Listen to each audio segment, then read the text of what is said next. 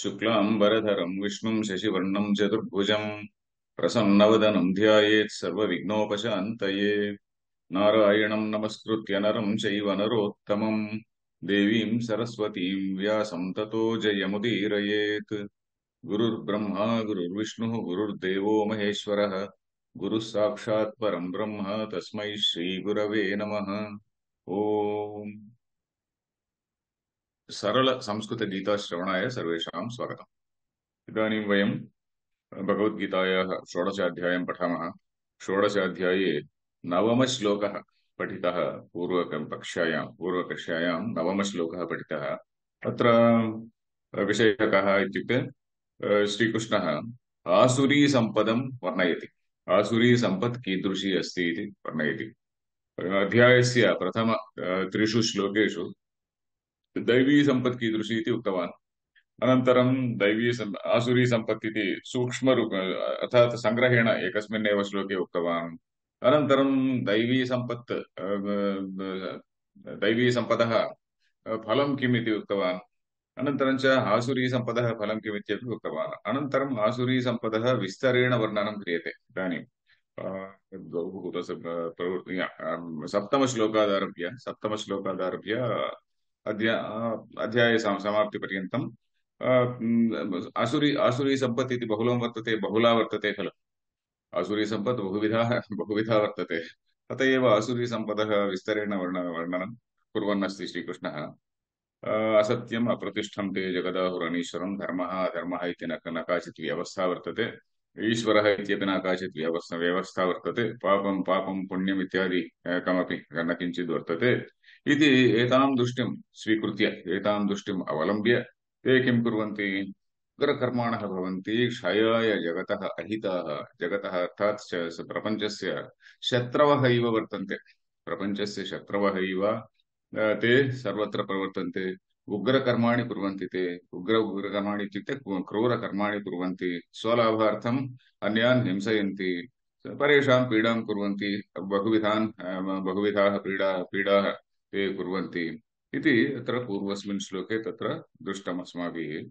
इदानीं दशमश्लोकादारभ्य पठनीयमस्ति। दशमश्लोकं पठतु श्रीनिवास। तथैव च राममाश्रित्य। काममाश्रित्य दुष्पूरं दम्भमानमदान्विताः मोहात् गृहीत्वा सद्ग्राहान् प्रवर्तन्ते शुचिव्रताः। कामम् आश्रित्य दुष्पूरम् दम्भमानमदान्विताः इति एक एव शब्दः। मोहात् गृहीत्वा असद्ग्राहान् इति एकः शब्दः। प्रवर्तन्ते अशुचिव्रताः। अशुचिव्रताः इति पुनः समासः एव। अशुचिव्रताः इति एक एव शब्दः। अत्र अन्वयः कः? दुष्पूरं कामम् आश्रित्य। दुष्पूरं कामं। कामः कीदृशः इत्युक्ते दुष्पूरः कामः। दुष्पूरः इत्युक्ते दुःखेन पूरयितुं शक्यते। तस्य दुःखेन पूरयितुं योग्यं दुष्पूरमिति। दुष्पूरः कामः। दुष्पूरं काममिति द्वितीय एकवचनं। कामः अपि भगवतः रूपमेव इति वयं पूर्वं दृष्टवन्तः। कुत्र? तत्र धर्माविरुद्धो भूतेषु कामोऽस्मि भरतर्षभ इति श्रीकृष्णः अष्टादश अष्टमाध्याये एव अन्यत्र श्लोकः वर्तते, प्रसिद्धश्लोकः। धर्माविरुद्धो भूतेषु धर्म अविरुद्ध इत्युक्ते धर्म अविरुद्धः कामः भूतेषु। भूतेषु इत्युक्ते सर्वेषु प्राणिषु अर्थात् मनुष्येषु मम स्वरूप एव, मम विभूतिः एव इति श्रीकृष्णः आत्मनः विभूतिः वर्णयन् पूर्वम् उक्तवान् आसीत्। अत्र कामशब्देन धर्मविरुद्धः कामः स्वीकर्तव्यः। धर्माविरुद्धः कामः अस्माभिः सर्वैरपि अङ्गीक्रियते, शिष्टैः सर्वैः अपि अङ्गीक्रियते। अत एव विवाहादिकं वर्तते। कामः एव मास्तु इत्युक्ते प्रपञ्चस्य स्थितिः एव न भविष्यति। अत एव कामः अङ्गीकृतः एव। मनुष्यस्य किं स्वभावमनुसृत्य एव अस्माकं धर्मशास्त्रग्रन्थाः अपि तत्र तेषामपि निर्माणं भवति। मनुष्यस्वभावस्य विरुद्धं न भवति धर्मशास्त्रमपि। अत एव कामः इत्युक्ते किञ्चित् यावत्पर्यन्तम् अङ्गीकार्यं तावत्पर्यन्तम् अङ्गीकृतमेव। अनन्तरं धर्मविरुद्धः कामः न अङ्गीकृतः। अत्र अस्मिन् श्लोके धर्मविरुद्धः कामः इति स्वीकरणीयः। कामः इत्युक्ते कामपि इच्छां मनसि कृत्वा कामम् आश्रित्य इत्युक्ते अवलम्ब्य अथवा मनसि निधाय किं कुर्वन्ति, दुष्पूरं दुःखेन पूरयितुं योग्यम्। अर्थात् पूर्वस्मिन् काले राक्षसाः किम् अकुर्वन्, देवान् सर्वान् पराजयित्वा तेषाम् अधिकारान् सर्वान् अपि स्वायत्तीकृतवन्तः। इन्द्रस्य अधिकारम् एवमेव अग्नेः अधिकारम् अथवा वरुणस्य अधिकारं सर्वमपि ते स्वायत्तीकुर्वन्तः इति वयं कथासु शृणुमः। अर्थात् प्रकृतौ या शक्तयः सन्ति, या सम्पदः भवन्ति, रिसोर्सस् इति आङ्ग्लभाषायां वदामः, सम्पदः भवन्ति, ताः सर्वाः अपि ममैव भवतु इति भावना वर्तते। अधुनापि वयं पश्यामः एवम्। अनन्तरं च कीदृशाः एते दम्भमानमदान्विताः। दम्भश्च मानश्च मदश्च दम्भमानमदाः इति बहुपद द्वन्द्वसमासः खलु। तैः अन्विताः इति, दम्भेन अन्विताः, मानेन अन्विताः, मदेन अन्विताः। दम्भः शब्दस्य अर्थं पूर्वं ज्ञातवन्तः। धर्मम् इत्युक्ते दम्भः इत्युक्ते धर्मध्वजित्वम् इति शङ्कराचार्याणां भाष्यं दृष्टवन्तः। धर्मध्वजित्वम्, अहमेव धार्मिकः इति ख्यापयन्तः गच्छामः वयं। दाम्भिकाः कथं वर्तन्ते इत्युक्ते अहमेव धर्मिष्ठः अथवा धार्मिकः इति ख्यापयितुं वयं सर्वत्र गत्वा अहम् अत्र एतावत् धनं दत्तवान्, अत्र किमपि अन्यत् कार्यं कृतवान् इति सर्वत्र ख्यापयन्तः गच्छामः वयं। मानः, मानः इत्युक्ते मानित्वं, पूज्यत्वम्, आत्मनि पूज्यत्वभावः, अहमेव पूज्यः इति सर्वत्र ख्यापनं। दम्भ मान।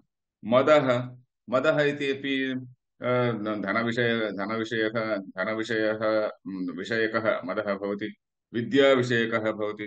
शङ्कराचार्याणां भाष्यं पश्यामः चेत् तत्र मदः मदः दम्भमानमदान्वितः शङ्कराचार्याः न लिखितवन्तः। अत्र मधुसूदन व्याख्यायां किमस्ति, मदान्विताः दम्भमानमहदवधीरणायोग्यता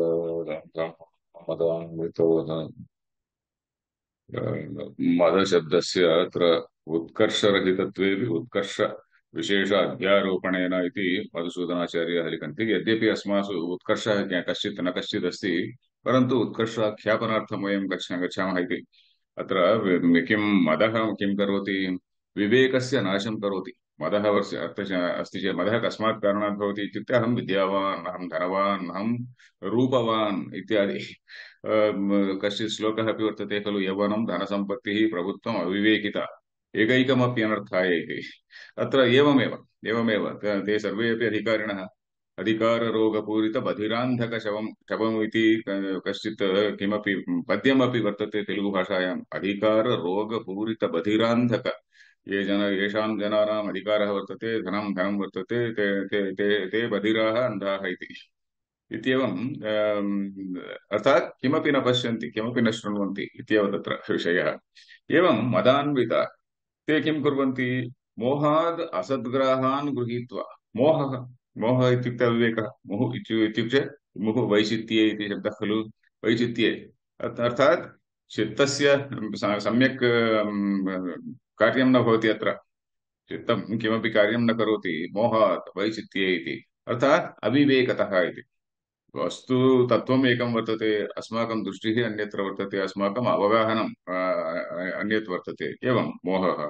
युक्तं किम् अयुक्तं किम् इति युक्तायुक्ते न जानन्ति ते।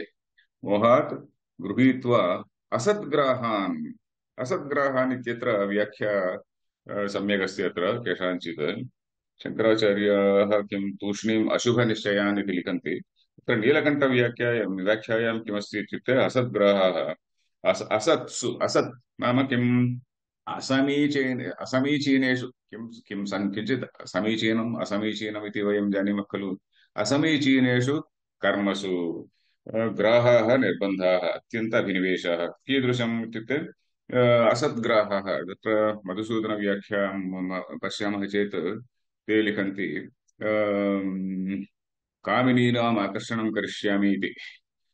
किम् अत्र कामिनीनाम् आकर्षणं करिष्यामः अनेन मन्त्रेण इमां देवताम् आराध्य महानिधिं साधयिष्यामः। मधुसूदनव्याख्यायाम् एवमस्ति। पूर्वस्मिन् काले वशीकरणविद्या इत्यस्मिन् विषये तत्र महती श्रद्धा आसीत्। पूर्वस्मिन् काले इत्युक्ते मम बाल्यकाले अपि अहं दृष्टवान्। मम बान्धवाः केचन आसन्। वशीकरणविद्या, वशीकरणमन्त्रः इति वशीकरणमन्त्रान् अनुष्ठाय किमपि साधनीयमिति। कामिनीनाम् आकर्षणम्, एवमेव धनस्य सम्पादनं, गुप्तनिधेः सम्पादनम् इत्यादि विषयेषु तेषां मनः सर्वदा सर्वदा तत्र दुष्टम् आसीत्। एतादृशान् जनान् अहं दृष्टवान् अस्मि बाल्यकाले। तत्र एते इदमेव ते लिखन्ति मधुसूदन सरस्वती महाशयः। अनेन मन्त्रेण इमां देवताम् आराध्य कामिनीनाम् आकर्षणं करिष्यामः। स्त्रीणां वशीकरणम् इति पूर्वस्मिन् काले महती श्रद्धा आसीत् तस्मिन्। अनन्तरं च अनेन मन्त्रेण इमां देवताम् आराध्य, अस्मिन् काले अपि ये अविवाहिताः सन्ति, प्रायः तैः क्रियते वा न वा इति न जाने। परन्तु अनेन मन्त्रेण इमां देवताम् आराध्य महानिधीन् साधयिष्यामः। भूमौ गुप्तनिधयः भवन्ति खलु, ताः निधयः अहं साधयिष्यामः इत्यादि दुराग्रहरूपा मोहात् अविवेकात् गृहीत्वा इति व्याख्यायां द्रष्टुं शक्यते। इत्येवम् अशुभनिश्चयाः एव एते। अशुभं कस्मात् इत्युक्ते पापमेव सम्पादयति, पुण्यं न सम्पादयति इति कारणात् अशुभनिश्चयान्। मधुसूदनाचार्यः अन्यदपि लिखन्ति। श्मशान श्मशानादिस्थलेषु श्मशानादिस्थलेषु श्मशानादिदेश उच्छिष्ट अवस्थानादि अशौचसापेक्षाणि। अत्र कौलाचारः अथवा वामाचारः समयाचारः इति आचारद्वयं वर्तते खलु। समयाचारः इत्युक्ते वैदिकाचारः। अत्र तन्त्रशास्त्रमिति अपि वर्तते खलु। तत्र वैदिकं तन्त्रं वर्तते, अवैदिकं तन्त्रमपि वर्तते। वैदिकतन्त्रं समयाचारः इति कथ्यते। यथा वयं ललितोपासनम् इति केचित् जनाः कुर्वन्ति। ललितोपाख्यानम् इति वर्तते। एवमेव सौन्दर्यलहरी इति ग्रन्थः वर्तते। तत्रापि ललिता सहस्रनामसु किं रहस्यार्थः कः इति तत्र प्रपञ्चितः वर्तते। एवं वैदिकतन्त्राणि सन्ति, एवमेव अवैदिकतन्त्राण्यपि सन्ति। उदाहरणतया यदि महार्णवं कुलमहार्णवतन्त्रः इति तन्त्रमिति वा किमपि तन्त्रं वर्तते। तत्रापि मध्ये मांसादि नैवेद्यं तत्र क्रियते। एवं वामाचारः इत्यपि वर्तते। वामाचारः बहुभिः जनैः इदानीमपि क्रियमाणः वर्तते। वामाचाररूपेण देवानाम् आराधनम् इदानीमपि क्रियते बहुभिः जनैः। एवं एते सर्वेपि श्मशानादिस्थलेषु गच्छन्ति। श्मशानादिस्थलेषु अथवा प्रेतानाम् उपरि तिष्ठन्ति, अथवा कपालानाम् उपरि तिष्ठन्ति। पञ्चप्रेतासनासीन इति शब्दः वर्तते खलु। तत्र तत्र साक्षात् लिटरल सेन्स् अर्थात् किं शब्दार्थं यः वर्तते तम् अर्थं स्वीकृत्य, न तु लाक्षणिकार्थं न स्वीकुर्वन्ति, परन्तु शब्दानाम् अर्थः यद्वदति वाच्यार्थं स्वीकृत्य कपालादीनाम् उपरि तिष्ठन्ति। एतादृशाः जनाः जनानपि अहं दृष्टवान्। एतादृशाः जनाः केचित् वर्तन्ते, केचित् स्वामिनः अपि एवं वर्तन्ते। एवं प्रवर्तन्ते अशुचिव्रताः इत्युक्ते अशुचीनि व्रतानि येषां ते इति। अशुचिव्रताः इत्युक्ते तेषां व्रतानि, व्रते व्रतानि खलु, तेषां व्रतानि अशुचीनि भवन्ति। अशुचीनि व्रतानि येषां ते अशुचिव्रताः इति। अशुचिव्रताः इत्युक्ते केवलं एतदेव, मद्यमांसादिसापेक्षं। तत्र मद्य मांसं मैथुनम् इत्यादि पञ्चमकाराः इति वदन्ति। मद्यं मांसं मैथुनम् अन्यद्वयं वर्तते। एवं एतादृशी पूजा वामाचारपूजा इति कथ्यते। वामाचारपूजा वैदिकी पूजा अपि। एवं वैदिकी पूजा शिष्टैः क्रियते, परन्तु अवैदिकी पूजा बहुभिः क्रियते। एवम् अशुचिव्रताः इति। अनन्तरं श्लोकं पठतु श्रीनिवास। तथैव च चिन्तामपरिमेयाञ्च प्रलयान्तामुपाश्रिताः कामोपभोगपरमा एतावदिति निश्चिताः। पूर्वस्मिन् श्लोके अवैदिकव्रतानि इति उक्तवान् खलु, तत्र केचन समाजशास्त्रविदः समाजशास्त्रविदः इत्युक्ते सोशियालजिस्ट् एवमपि वदन्ति, एतेषाम् अवैदिकव्रतानाम् अथवा अवैदिक आचाराणां प्रभावेन एव बहवः जनाः हिन्दूधर्मे आस्थिताः इति अपि ते वदन्ति। यदा ब्रिटिश् जनाः आगतवन्तः, ततः प्राक् इस्लामीयाः आगतवन्तः, तस्मिन् समये अस्माकं बहुषु कुलेषु ब्राह्मणक्षत्रियवैश्याः इति द्विजाः सन्ति खलु, परन्तु अन्ये जनाः बहवः शूद्राः अपि आसन्। परन्तु ते सर्वे अपि कस्मात् कारणात् हिन्दूधर्मे एव आसन्, हिन्दूधर्मे एव स्थिताः इति विचारः कृतः। विचारः कृत्वा ते अवदन्, तेषामपि ये जनाः शूद्रकुलेषु आसन्, तेषामपि आचारः आसीत्, तेषामपि कुलधर्माः आसन्। कुलधर्माः जातिधर्माः इति प्रथमाध्याये अर्जुनः अपि वदति खलु। एवं तेषाम् आचाराः आसन्, तेषां कौलमार्गः इत्यपि, कौलमार्गेण पूजा आसीत्, मद्यमांसादि युक्ता पूजा अपि आसीत्, पशूनां बलि प्रदानम् इत्यादिकं सर्वमपि आसीत्। अतः तेषामपि कुलगुरवः आसन्। यथा अस्माकं शङ्कराचार्याः अथवा शृङ्गेरी कञ्ची इत्यादि स्थलेषु अस्माकम् आचार्याः सन्ति, एवमेव तेषामपि गुरवः आसन्। ते आचारस्य प्रबोधनम् इत्यादिकं कुर्वन्ति स्म। अत एव एते जनाः सर्वे अपि हिन्दूधर्मे एव स्थिताः इत्यपि केचन समाजशास्त्रविदः वदन्ति। तत्रापि किञ्चित् सत्यमस्ति इति भाति। इदानीं कौलमार्गस्य ह्रासः जातः। यद्यपि केचन जनाः विरलतया केचित् विरलाः सन्ति, कुर्वन्ति, परन्तु पूर्वस्मिन् काले बहवः जनाः तेषां प्रवर्तनम् आसीत्। बहवः जनाः योगिनः आसन्।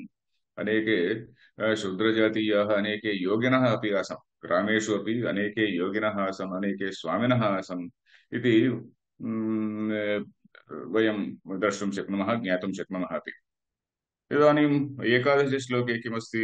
चिन्ताम् अपरिमेयां च। पदविभागः एवमस्ति: चिन्ताम् अपरिमेयां च प्रलयान्ताम् उपाश्रिताः कामोपभोगपरमाः इति एक एव शब्दः। कामोपभोगः एव परमम् उत्कृष्टम् इति, परमः उत्कृष्टः इति ये चिन्तयन्ति ते कामोपभोगपरमाः। कामानाम् उपभोगः कामोपभोगः, कामोपभोगः एव परमः अर्थात् उत्कृष्टः इति ये जनाः चिन्तयन्ति ते कामोपभोगपरमाः। अर्थात् अस्मिन् जीवने अनन्तरं परलोक अस्ति वा न वा इति न जाने, अस्मिन् जीवने एव सर्वे भोगाः भोक्तव्याः इति तेषां वादः वर्तते। यावज्जीवं किं तत्र ऋणं कृत्वा यावज्जीवेत् सुखं जीवेत्, ऋणं कृत्वा घृतं पिबेत्, भस्मीभूतस्य देहस्य पुनः आगमनं कुतः, भस्मीभूतस्य देहस्य पुनरागमनं कुतः कुतः इति कारणात् ते अत्रैव इदानीमेव सर्वे भोगाः भोक्तव्या इति केषाञ्चित् चिन्तनम् अधुना बहूनां विषये एवमस्ति। मुख्यतः पाश्चात्यानां विषये एवं वर्तते। एवं कामोपभोगपरमाः एतावत् इति निश्चिताः। एतावदेव, इतः परं किमपि नास्ति, एतावत् इति निश्चिताः इति। चिन्ताम् अपरिमेयां च, अपरिमेया चिन्ता, अनन्तरं च प्रलयान्ता चिन्ता। अपरिमेयां प्रलयान्तां चिन्ताम् उपाश्रित्य इति। चिन्ता इति शब्दस्य विशेषणद्वयम्। अपरिमेय इति एकं विशेषणं, प्रलयान्ता चिन्ता, अपरिमेया चिन्ता। चिन्ता कीदृशी चिन्ता? न तु अध्यात्मचिन्ता, अपि तु सांसारिकी चिन्ता। सांसारिकी चिन्ता एवमेव, न पारमार्थिकचिन्ता। स्वस्य शङ्कराचार्याः किं लिखन्ति? शङ्कराचार्याणां भाष्यं पश्यामः चेत् चिन्ताम् अपरिमेयाम् चिन्ताविषये किमपि न लिखितवन्तः, परन्तु अन्ये जनाः लिखितवन्तः। मधुसूदनव्याख्यायाम् आत्मीययोगक्षेमोपाय आलोचनात्मिकाम् इति लिखन्ति। आत्मीययोगक्षेमोपाय आलोचनात्मिकाम्। स्वस्य योगक्षेमविषये, योगक्षेमः इत्युक्ते अप्राप्तस्य प्राप्तिः योगः। किमपि न प्राप्तं, मम समीपे किमपि उत्तमं कार् नास्ति इति चिन्तयन्तु, तस्मिन् विषये चिन्ता। अप्राप्तस्य प्राप्तिः, प्राप्तस्य रक्षणं क्षेमः इति। स्वस्य स्वजनानां च, न केवलं स्वस्य, मम पुत्रस्य, मम भार्यायाः, पुत्र्याः, सर्वेषां जनानां, मम दौहित्रस्य वा पौत्रस्य वा, तेषामपि, तेषां सर्वेषामपि योगक्षेमविषये चिन्ता वर्तते अस्माकम्। एवमेव चिन्ता अपरिमेयां। कीदृशी चिन्ता? मा धातोः अर्थः कः? To measure. मा इत्युक्ते मानं, मेजरिङ्ग्, मेजरिङ्ग् इस् इट्। अपरिमेय, यत् यत् मातुं शक्यते तत् मेयम्। मानं मेयम्। मेयम् इत्युक्ते यत् मातुं शक्यते। अपरिमेय, अपरिमेयम् इत्युक्ते परिमातुं न शक्यते। परिमातुं न शक्यते इति अपरिमेय इति। एवं चिन्ता, तादृशी चिन्ता। एवमेव प्रलयान्तां। प्रलयान्तम् इत्युक्ते, प्रलयः इत्युक्ते अत्र जगतः प्रलयः इति न स्वीकर्तव्यं। प्रलयः इत्युक्ते इण्डिविजुवल्, व्यक्तेः व्यष्टिप्रलयः। व्यष्टिप्रलयः इत्युक्ते मरणमेव। व्यष्टि व्यष्टि इत्युक्ते जीवस्य। प्रलयः किं? मरणमेव खलु। मरणपर्यन्तं प्रलयः एव। प्रलयान्ताम् इत्युक्ते प्रलयान्ता चिन्ता इत्युक्ते, प्रलयान्ता इत्युक्ते शब्दस्य अर्थः कः? प्रलयः अन्तः यस्या, यस्याः, सा चिन्ता इति। प्रलयः अन्तः इत्युक्ते अवधिः। अवधिः इत्युक्ते लिमिट्। प्रलयः एव अवधिः, अर्थात् मरणमेव अवधिः, मरणमेव लिमिट्। अर्थात् मरणपर्यन्तं चिन्तां ते वहन्ति। मनसि चिन्तां वहन्ति ते मरणपर्यन्तं। मरणात् प्राक् अपि तेषां मनसि दैवविषये, देवस्य विषये आलोचना, चिन्ता न भवति। परमार्थ तत्त्वं किम् इति ज्ञातुं चिन्ता न भवति। परन्तु मरणान्तम् एवमेव तेषां चिन्ता भवति। प्रलयान्ताम् उपाश्रिताः इत्युक्ते आश्रिताः, अवलम्बितवन्तः इत्येवं। सर्वदा चिन्तापराः इति। सर्वदा ते सर्वदा चिन्तापराः एव, प्रलयान्ताम् आश्रिताः। कामोपभोगपरमाः। कामः इत्युक्ते काम्यन्ते इति कामाः खलु। कामः इत्युक्ते किं? काम्यते इति कामः। अर्थात् विषयाः, विषयसुखान् भोक्तुम् एव तेषां चिन्ता वर्तते सर्वदा। ते सर्वदा सर्वत्र अस्माकं परितः अनेके शब्दस्पर्शादि विषयाः सन्ति खलु। तान् भोक्तुमेव तेषां चिन्ता वर्तते इति। कामोपभोगपरमाः, अयमेव परमः पुरुषार्थः, इतः परं किमपि नास्ति इति। न तु धर्माचरणमस्ति, धर्माचरणम् इत्यादिकं किमपि नास्ति इत्येवं तेषां चिन्तनं वर्तते। एतावत् इत्युक्ते दिस् मच्, दट्स् आल्।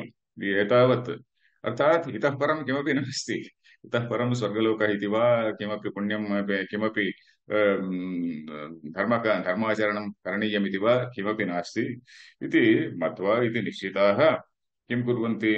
अनन्तरश्लोकं पठतु श्रीनिवास। अनन्तरश्लोके क्रियाशब्दः वर्तते। आशापाश। आशापाशशतैर्बद्धाः कामक्रोधपरायणाः ईहन्ते कामभोगार्थम् अन्यायेनार्थसञ्चयान्। अत्र आशापाशशतैर्बद्धाः एक एव समासः। कामक्रोधपरायणाः एक एव समासः। ईहन्ते कामभोगार्थम् इति एक एव शब्दः। कामभोगार्थं, कामानां भोगः एव अर्थः, प्रयोजनम् येषाम् इति। अर्थः इत्युक्ते उद्देशः इत्यपि वक्तुं शक्नुमः। अर्थः प्रयोजनमिति वा। अन्यायेन अर्थसञ्चयान् ईहन्ते इति। अत्र क्रियाशब्दः कः? ईहन्ते। ईहन्ते इत्युक्ते अत्र न केवलम् ईह इत्युक्ते विश्, न केवलं विश् इति, परन्तु चेष्टन्ते, कर्मसु चेष्टन्ते, कर्मसु प्रवर्तन्ते इति। अत्र ईहन्ते इत्युक्ते कर्मसु चेष्टन्ते, प्रवर्तन्ते इति।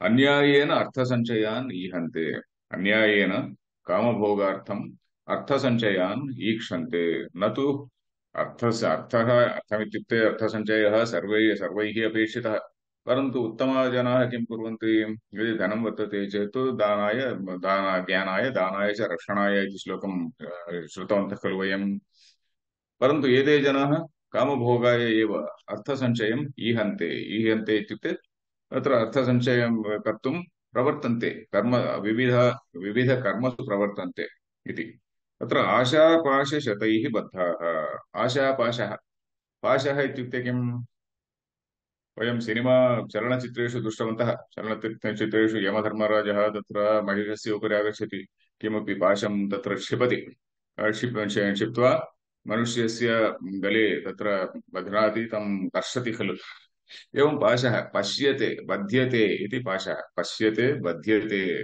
मनुष्यः इति पाशः इति पश्य एवम् आशा एव पाशः आशा नाम पाशेन वयं सर्वेपि बद्धाः एते जनाः न वयम् इदानीम् आशायाः उपरि गन्तुं वयं प्रयत्नं कुर्मः परन्तु बहवः जनाः आशापाशेन बद्धाः एव एवम् आशापाश आशा न केवलम् एका आशा परन्तु आशानां शतानि सन्ति आशापाशशतैः एक एव पाशः न पाशशतैः अनेके पाशाः सन्ति पाशानां शतानि सन्ति तत्र तैः सर्वैः अपि न केवलम् एका आशा परन्तु अनेके आशाः सन्ति अस्माकं तैः सर्वैः अपि बद्धाः इत्युक्ते सर्वत्र सर्वदा कार्येषु व्यापृताः मया इदं करणीयम् इति सर्वत्र सर्वदा आकृष्यमाणाः एव भवन्ति लोके जनाः सर्वदा प्रातरारभ्य रात्रिपर्यन्तं धनसञ्चये एव ते व्यापृताः भवन्ति एतत् करणीयम् अन्यत् करणीयम् इति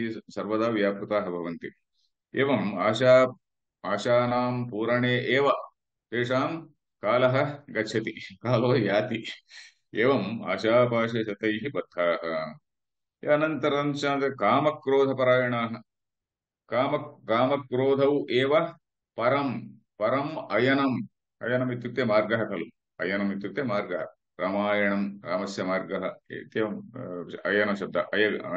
अयनम् अस्ति अयनं शब्दः वर्तते खलु कामक्रोधौ परम् अयनम् येषां ते कामक्रोधपरायणाः इति परम् अयनं परायणं परायणस्य सम्बन्धि पारायणमिति खलु परायणसम्बन्धि पारायणमिति रामायणपारायणम् इति वदामः अथवा भागवतस्य पारायणम् इति वदामः पारायणम् इत्युक्ते इदमेव परम् अयनम् मया गन्तव्यः मार्गः मया अनुष्ठातव्यं कर्म इति वा किमपि अन्यत् मया ज्ञातव्यः विषयः इति वा इति अत्र विषयः कामक्रोधपरायणाः कामक्रोधौ एव परम् एतदेव उत्कृष्टम् इतः परं नास्ति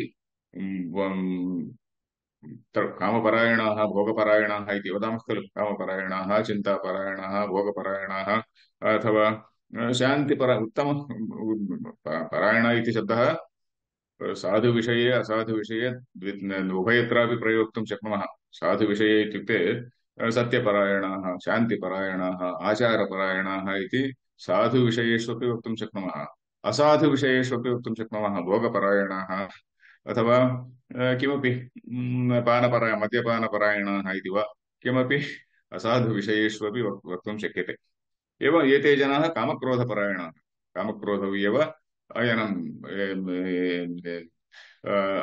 अन्यथा कार्यं न प्रचलति इत्येव तेषां मनसि वर्तते परन्तु ते किं कुर्वन्ति कामभोगार्थम् अन्यायेन अर्थसञ्चयान् ईहन्ते अन्यायेन इत्युक्ते अन्यायमार्गेण इति न्यायमार्गः अन्यायमार्गः इति शब्दः सर्वासु भाषासु वर्तते खलु अनजस्ट मैनर इति वा अन्यायेन एवम् अन्यायेन सञ्चयः इत्युक्ते धनराशिः सञ्चयः धनराशीन् प्राप्तुं ते ईहन्ते चेष्टां कुर्वन्ति कथम् अन्यायेन इत्युक्ते परस्वापहरणादिना इति शङ्कराचार्याः लिखन्ति परस्व अपहरणादिना स्वम् इत्युक्ते मै प्रापर्टी परस्वम् इत्युक्ते somebody else's property परस्व अपहरणादिना इति शङ्कराचार्याः लिखन्ति एते जनाः राक्षसाः इव राक्षसाः अपि एतान् एतानि कर्माणि एव कृतवन्तः खलु। वयं राक्षसाः राक्षसाः इति पुराणेषु पठामः। परन्तु इदानीन्तनकाले अथवा लोके, न केवलम् इदानीन्तनकाले, सर्वेषु कालेषु एतादृशाः जनाः आसन् खलु। तेषां रूपाणि एव अस्माकं महिषासुरः अथवा बकासुरः इति वा शुम्भनिशुम्भौ इति वा। तत्र महिषासुरः इत्युक्ते किं? क्रोधपरायणः। महिषासुरः इत्युक्ते क्रोधपरायणः। रावणः इत्युक्ते कामपरायणः। शुम्भनिशुम्भौ इत्युक्ते किं? कामप तमपि किं किं वक्तुं शक्नुमः? मद मद मदकारणे, मदस्य कारणे एव तत्र देवी तत्र तेषां पुरतः आविर्भवति। परन्तु तां दृष्ट्वा ते मोहपरायणाः भवन्ति। अहम् एतावान् उत्कृष्टः, मया सह विवाहं कुरु, मां वृणीष्व इति पृच्छन्ति खलु। एवं ते दम्भान्विताः दम्भान्विताः। अत्र विद्यादम्भः इति, विद्यादम्भः, धनदम्भः इत्यादि, किम् अधिकारदम्भः इत्यादि सर्वाणि तत्र तेषु दृश्यन्ते। एवम् अस्माकं ग्रन्थेषु राक्षसाः ये आसन् ते एव अस्माकं पुरतः अपि इदानीमपि वर्तन्ते इति तत्र विषयः। इहन्ते कामभोगार्थम् अन्यायेन अर्थसञ्चयः कथं कथं करणीयः इत्युक्ते धर्माद् अर्थश्च कामश्च इति कश्चन नियमः वर्तते। धर्मात् अर्थश्च कामश्च, अर्थस्य सङ्ग्रहणं वा कामस्य पूरणं वा धर्ममार्गेण एव करणीयः इति अत्र नियमः वर्तते। परन्तु एतेषां सः नियमः न वर्तते। ये एवं भवन्ति, अन्यायेन अर्थकामान् ईहन्ते, इच्छन्ति, प्रार्थयन्ति। न केवलं प्रार्थयन्ति, परन्तु कर्मसु व्यापृताः भवन्ति। ते तस्य अनुकूलकर्मसु, अर्थप्रापण अनुकूलकर्मसु ते प्रवर्तन्ते इति अत्र विषयः। तत्र समयः अपि जातः। कश्चित् प्रश्नः वर्तते वा श्रीनिवास? धन्यवादः आचार्य। ईहन्ति। प्रश्नः नास्ति तर्हि आचार्य। तत्र विरमामः तर्हि। हरिः ओम् तत्सत्।